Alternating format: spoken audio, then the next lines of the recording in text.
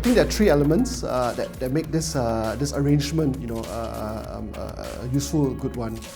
The first is technical, compatibility. The fact is, a lot of fast payment systems, have already started to develop. This morning, we heard, of many good developments here in the Latin American region. Many of you are putting in the necessary infrastructure and regulatory policy to allow for fast payment systems domestically.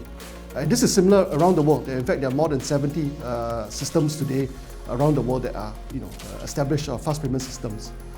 Now, the question then becomes, how do we build on this infrastructure and this capability to also not only allow domestic use, but also for cross-border purposes? The benefit really becomes when, I can use this same experience that I have in my home country as I do when I go to other countries around the world, making fast payments to your, directly from your own bank account to the other countries, the recipient's account, using your mobile phone, using your mobile apps that are linked to your banks. And I think that's again the vision that Nexus has, and how capability is something that we can build upon. And already, the domestic systems in place. Nexus or the work that we're doing for cross-border helps to allow that sort of cross-border operations.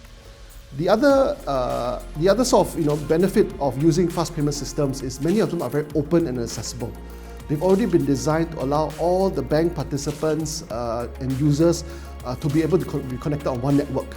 So there's already a great level of interoperability within a country. So likewise, Nexus builds on that interoperability to build a network of networks. If I can connect up a network with other networks, you immediately get the benefit of all the participants on each network connected seamlessly together.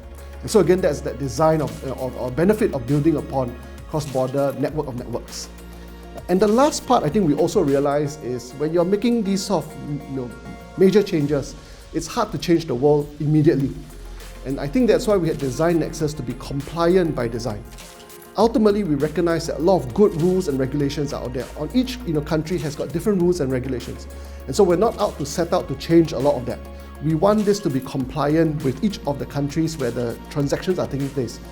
Whether it's FX policies, whether it's capital control policies, these things remain in place even in something like a Nexus. So Nexus then serves as a back-end infrastructure to link up these systems, but we have to still be compliant when you make a payment transaction with the rules and regulations of each of the countries.